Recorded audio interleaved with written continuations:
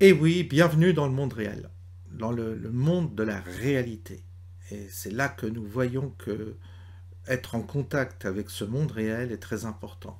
On le voit d'ailleurs chez les gens qui sont confrontés à la matière, quelle qu'elle soit, c'est-à-dire les artisans, les bâtisseurs, les maçons, les charpentiers, les, les agriculteurs, les fermiers, les gens qui travaillent en contact avec la matière sont en général plus humbles et également plus éveillés sur certaines questions, je dirais presque questions existentielles philosophiques, que des gens qui spéculent dans des salons et qui sont enfermés dans une idéologie.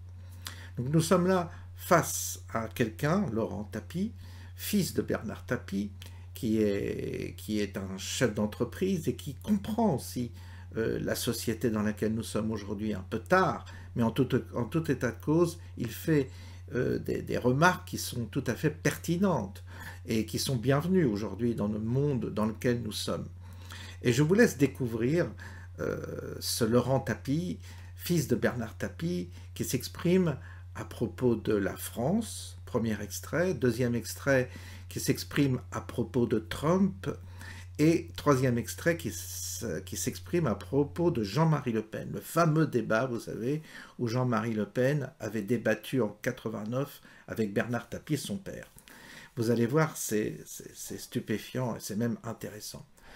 Je vous propose donc d'écouter ces trois extraits.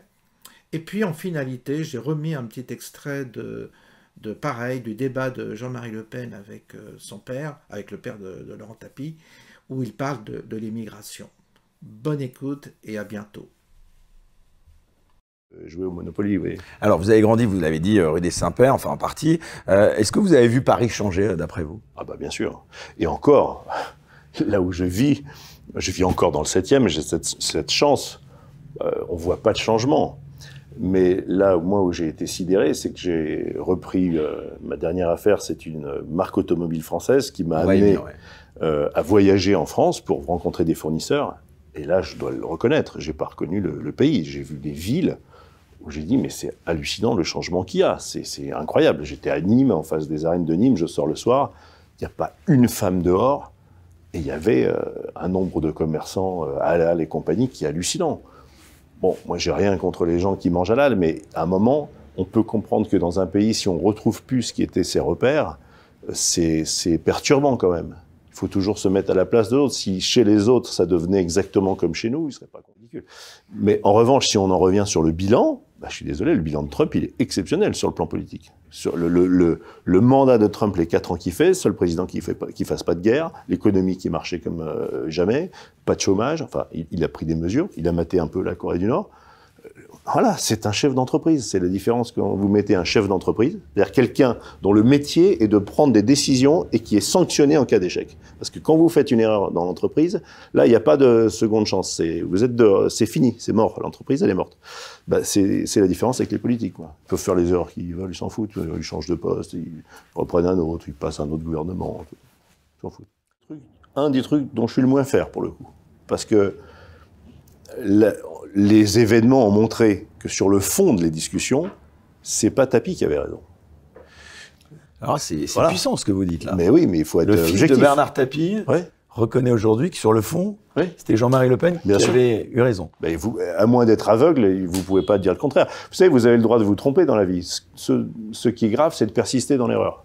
Moi aussi, j'y ai cru, au motel où tout le monde va vivre ensemble, c'est sympa. J'y ai cru aussi à l'Europe où on va tous être amis entre les Allemands, les Italiens, ça va être formidable, on va unir les forces. Bon, puis après, vous avez la réalité. Donc, si vous refusez de voir la réalité, après, c'est un autre sujet, c'est d'être borné. Bon, moi, je suis pas borné, donc je reconnais aujourd'hui. Les faits ont montré que celui qui avait raison, c'était pas Tapie. C'était Jean-Marie Le Pen. Ce qui n'empêche pas que je maintiens que Le Pen avait des débordements, des attitudes qui n'étaient pas tolérables. Les camps de concentration, c'est pas un détail de la Deuxième Guerre mondiale, où le dur à four crématoire, c'est très déplacé. Voilà. Donc ça, c'est sur le personnage. Maintenant, sur le fond, sur l'analyse sociétale et son évolution, c'est lui qui avait raison. Alors ça, c'est incroyable, parce que ça confirme que vous avez une liberté aussi, puisque vous avez vous aussi votre opinion, qui n'est pas forcément celle de votre père. Ça, vous lui avez dit de son vivant, vous avez eu le temps de lui dire? Bien sûr, bien sûr. Comment il réagissait? Il éludait.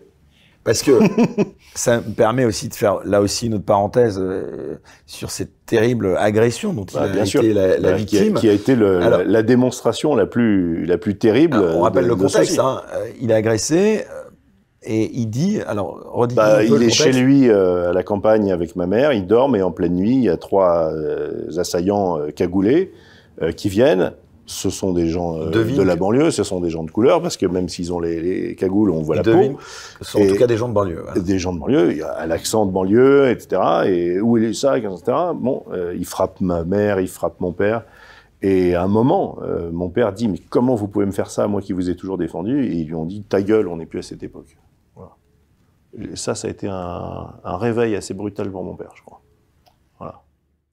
Nous risquons d'être submergés, car quelle est la raison pour laquelle les immigrés viennent en France? Mais historiquement, ça a toujours été le cas, vous le savez, Jean-Marie Le Pen. Travail, il n'y en a plus depuis 1974, date à laquelle d'ailleurs l'immigration a été interdite en France, mais pour trouver les avantages sociaux que nous leur fournissons dans le domaine du logement, des hôpitaux, de la scolarité, du travail, etc.